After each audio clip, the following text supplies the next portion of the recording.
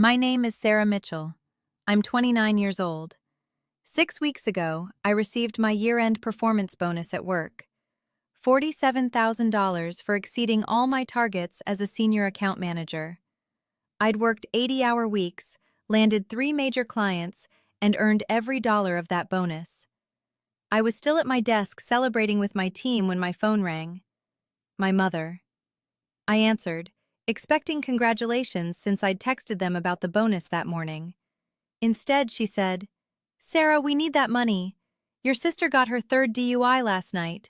The fines are $35,000 plus legal fees. You're getting $47,000. Problem solved. We'll pick up the check tomorrow."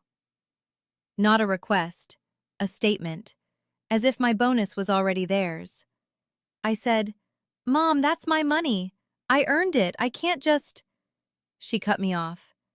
"Family takes care of family, Sarah. Stop being selfish. We'll be at your office at noon tomorrow to collect the check."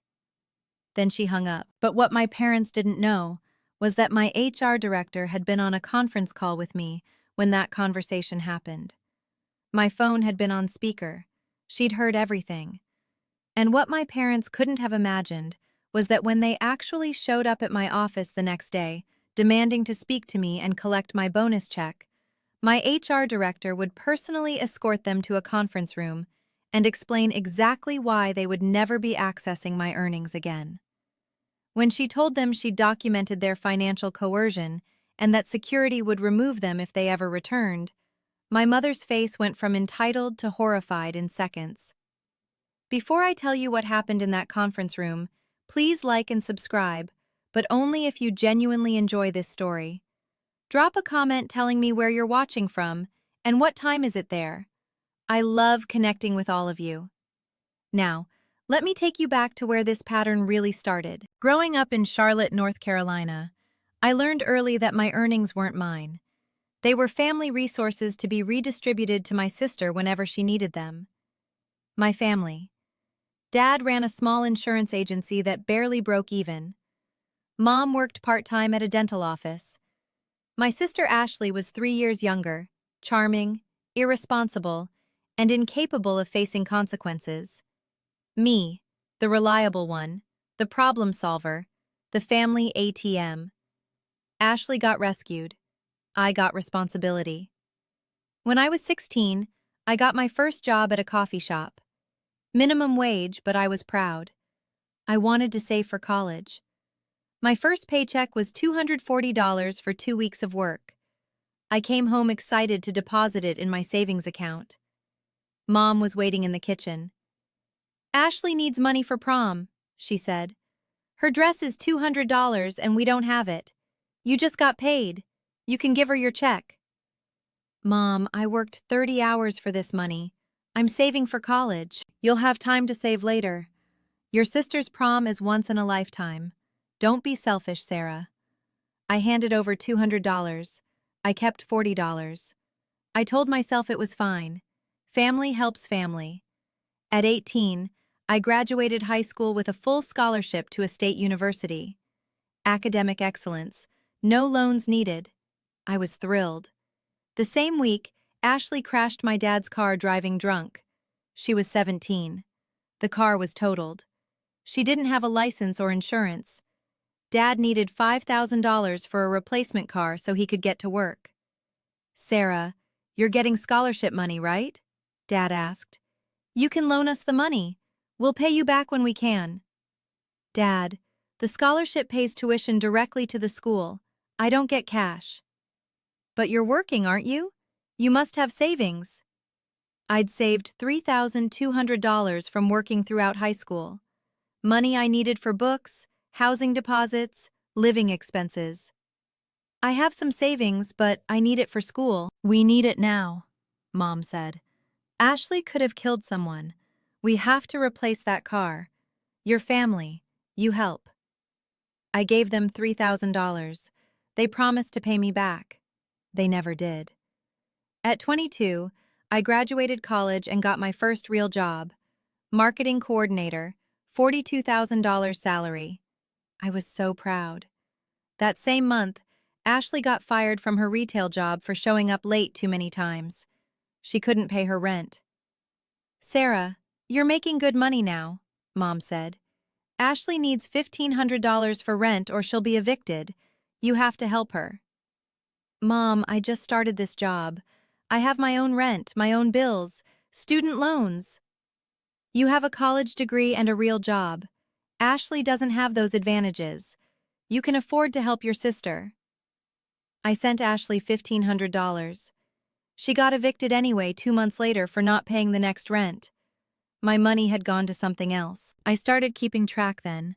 Every dollar they asked for, every loan that was never repaid, every time helping Ashley became my financial responsibility. Over 7 years I documented $23,400 in direct loans, never repaid. $8,600 in Ashley's bills I paid. $12,000 in emergencies and bailouts. $0 received back. Meanwhile, I was building my career. I changed jobs twice, increasing my salary each time. I was good at what I did. I worked hard. I exceeded targets. I earned promotions. Every raise I got, my parents found new reasons Ashley needed money. Failed business venture? Sarah can loan her startup money. Medical bills from partying too hard? Sarah has health insurance. She can afford to help. Car repossessed? Sarah just got promoted. She can co-sign a loan. I said yes every time, because they'd trained me to believe that my success was a family resource, not a personal achievement. Then came the bonus. I'd been working as a senior account manager at a tech consulting firm for 2 years. I was good at it. I'd landed 3 major clients in 1 year, bringing in $2.3 million in new revenue. My boss, Catherine Chen, called me into her office in early December. "Sarah, I'm recommending you for the highest performance bonus in our department," she said. "You've exceeded every metric. $47,000. I almost cried. It was more money than I'd ever had at once. "Thank you," I managed to say. "This means everything." "You earned it," Catherine said. "The board approved it this morning. Check will be processed and ready December 20th. I texted my parents the news that night. I was proud. I wanted them to be proud too. Dad texted back, "That's great, honey." Mom called immediately. "Sarah, that's wonderful. You worked so hard. When do you get the check?" "December 20th, I said. "Perfect. We're so proud of you." For 3 days, I let myself believe they were just happy for me. Then Ashley got her third DUI. It was 2 a.m. on a Wednesday. My phone rang. Mom. "Sarah, Ashley's been arrested. DUI. Her third one. This is serious." "Is she okay?" "She's fine, but the legal situation is bad. Third DUI means mandatory jail time, huge fines, license suspension. We need a good lawyer." "Okay," I said carefully. "What are you going to do?" "We need $35,000 minimum. Fines, court costs, lawyer retainer. We don't have it." My stomach dropped. "Mom!" "You're getting $47,000 on the 20th. That's perfect timing. You can pay for Ashley's legal defense." "Mom, that's my bonus. I earned it. I have plans for that money." "Plans? Your sister is going to jail, Sarah. She could lose everything. You have $47,000 coming. We need $35,000. You'll still have $12,000 left." "That's not how this works." Ashley drove drunk. Again. For the 3rd time. These are consequences of her choices. She made a mistake. She needs family support. Are you really going to let your sister go to jail when you have the money to help her? "I don't have the money. I have a bonus I earned through a year of work. That money is for my future, my retirement, my savings, my—" "Your future?" Mom's voice went sharp. "You're 29 years old with a good job. You have a future. Ashley is 26 with a DUI record. She doesn't have a future unless we fix this. Stop being selfish. There was that word again. Selfish. I'm not giving you my bonus, I said. Then we'll come get it ourselves, Mom said. You can't access the check anyway until it's distributed. We'll just meet you at your office when you pick it up. Mom, no. We'll be there noon tomorrow. Don't make this difficult. She hung up. I sat in my apartment, shaking. They were going to come to my office. They were going to try to take my bonus check in front of my colleagues. The next morning, I was at my desk early, anxious, when Catherine called me. Sarah, can you join me for our 10 a.m. strategy call? Conference room B. I'd forgotten about the call. It was a planning session with several department heads, including our HR director, Linda Matthews. We started discussing client retention strategies. I was presenting when my phone rang. I glanced at it. Mom. I silenced it. It rang again immediately. I'm sorry, I said. I should silence this. But Linda noticed. Is everything okay, Sarah? Yes, just family situation. I'll turn it off. My phone buzzed with a text, then another, then another. Linda looked concerned. Sarah, if there's an emergency, you can step out. It's not an emergency exactly, I said. My parents are they want to come to the office today to discuss something. Catherine frowned. Today? About what? Before I could answer, my phone rang again. This time I answered. Mom, I'm in a meeting. I can't. We're in your lobby, she said loudly. Loud enough that the conference room could hear her through my phone speaker that had automatically activated. The receptionist won't let us up without you approving it. Come down here and get us. We need to collect your check. The room went silent. Linda's eyebrows went up. Mom, I told you not to come here, I said, my face burning. Sarah, we don't have time for this. Your sister needs that money today. We have a meeting with a lawyer at 2 p.m. Come down here now, get your check, and let's go. I'm in a meeting, I can't. Then we'll wait. But we're not leaving without that check. We'll make a scene in this lobby if we have to. She hung up. I wanted to disappear. 6 colleagues had just heard my mother threaten to make a scene in our office lobby if I didn't give her my bonus check. Catherine looked at Linda. Linda looked at me. Sarah, Linda said gently, what's going on? I couldn't lie. Not after that call. My sister got her 3rd DUI, I said quietly. She needs money for fines and legal fees.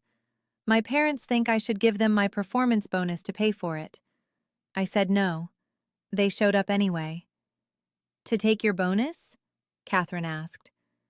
They seem to think it's family money, I said. This has been happening my whole life. Every time I earn something, they find a reason it needs to go to my sister. Linda's expression shifted. How long have they been doing this? Since I was 16 and got my first paycheck. Sarah, that's financial coercion, Linda said. Potentially financial abuse. They're my parents, I said. They think I should help family. By surrendering your earned income on demand? Linda stood up. No, absolutely not. She looked at Catherine. I'm going to handle this. Sarah, you stay here. Linda, you don't have to. Yes, I do. This is workplace harassment. They've come to your place of employment to coerce you into handing over your compensation. That's my jurisdiction. She gathered her files. I'll be back in 20 minutes. Linda left. The room was quiet. Sarah, Catherine said, how much have they taken from you over the years? About $44,000, I said. Plus, they've never repaid any loans. Someone whistled low. And they think your bonus is theirs? Catherine asked. They think I owe it to the family, to Ashley, that my success is meant to support her. That's not how employment works, Catherine said. Your bonus is compensation for your work. It's legally yours. They have no claim to it. 15 minutes later, Linda returned. Her expression was grim. "They're in conference room A," she said to me. "I need you to come with me." My heart was pounding. "What did you say to them?" "Nothing yet. I wanted you present for this conversation." We walked to conference room A. My parents were sitting there, looking annoyed. When I walked in with Linda, Mom stood up. "Finally! Sarah, we don't have all day. Just get the check and we'll get out of your hair." "Mrs. Mitchell, Mr. Mitchell, please sit down," Linda said. Her voice was professional but cold. "I'm Linda Matthews, HR director for this company. Sarah will not be giving you her bonus check." "That's between us and our daughter," Dad said. "No, it's not. You've come to our workplace to demand that an employee surrender her compensation. That makes it my business." Linda pulled out a folder. "I've documented this interaction. I have the phone call from this morning, witnessed by 6 employees, where you threatened to cause a scene in our lobby if Sarah didn't comply with your demand for her money." Mom's face flushed. "We didn't threaten anything. You said, and I quote, 'We'll make a scene in this lobby if we have to.' That's a threat. It's also harassment of an employee." "She's our daughter," Mom said. "She's our employee," Linda countered. "And we have a zero-tolerance policy for financial coercion and workplace harassment. Sarah's compensation is between her and this company. You have no legal right to it, no claim to it, and no authority to demand it." "Family is different," Dad said. "She should want to help her sister." "What Sarah does with her personal finances is her choice," Linda said. "What you're doing is called financial abuse. Repeatedly demanding money from a family member, making them responsible for another adult's consequences, threatening social embarrassment if they don't comply. Those are all recognized forms of financial abuse." "That's ridiculous," Mom said. "We're her parents, and she's an adult with earned income that you have no right to access." Linda turned to me. "Sarah, do you want your parents to have access to information about your compensation?" "No," I said quietly. "Do you consent to them being in this building or contacting you at work?" "No." Linda made a note. "Mr. and Mrs. Mitchell, I'm formally notifying you that you are not authorized to be on company property. If you return, you will be removed by security. If you contact Sarah at work again, we will consider it harassment and pursue legal action." "You can't do that," Mom said. "We're her family." "We can, and we are. This company has a responsibility to protect our employees from financial coercion, regardless of the source." Linda stood. "I'm going to walk you to the lobby now. If you have issues with your daughter's personal finances, you'll need to discuss them outside of her workplace, and she has the right to decline those discussions." My parents sat there, stunned. "Sarah," Dad said, "you're really going to let her talk to us like this?" "Dad, she's right," I said. "You came to my workplace to take my bonus. That's not okay." "For your sister," Mom said. "Ashley needs help." "Ashley needs to face consequences for driving drunk 3 times, I said.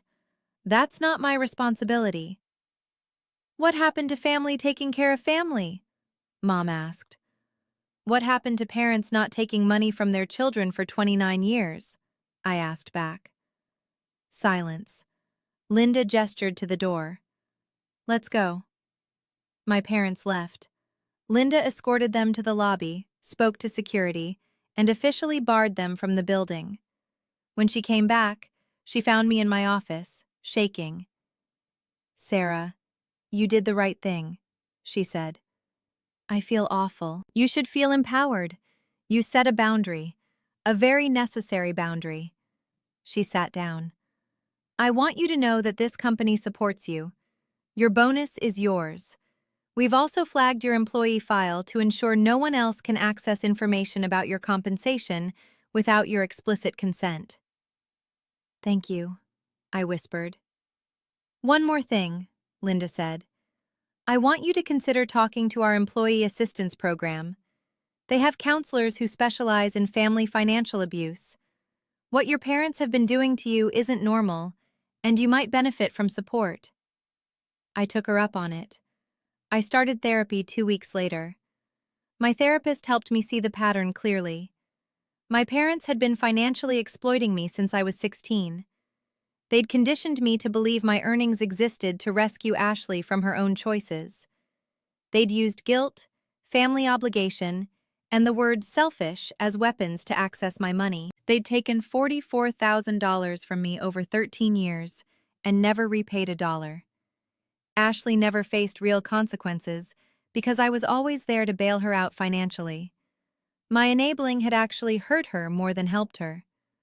I got my bonus check on December 20th, all $47,000. I put $30,000 in retirement savings. I paid off my remaining student loans with $10,000. I took a $5,000 vacation to somewhere I'd always wanted to go. I kept $2,000 in savings. I didn't give my family a single dollar. Ashley went to jail for 60 days and lost her license for 5 years. She had to do community service and attend mandatory counseling. It was the first time she'd actually faced full consequences. My parents sent me angry emails and texts about abandoning my sister, about family loyalty. I didn't respond. 3 months later, my dad called. "Sarah, your mother and I have been thinking. Maybe we relied on you too much. Maybe we made Ashley your responsibility when she wasn't." It wasn't quite an apology, but it was acknowledgement. "Dad, you took $44,000 from me over 13 years.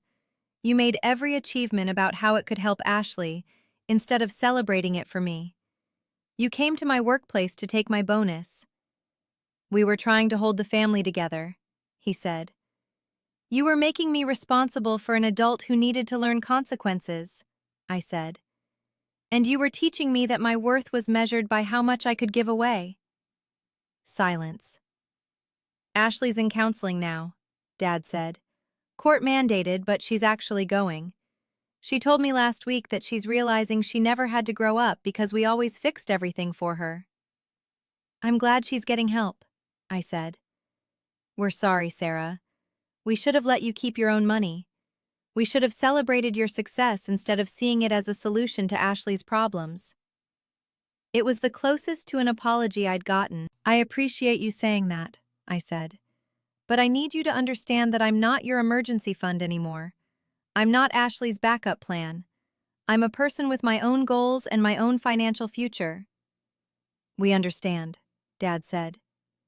"We talk occasionally now, carefully, with boundaries.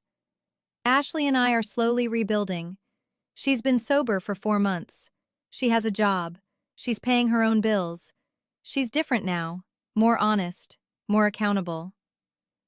"I'm sorry I let them make you my safety net," she told me recently.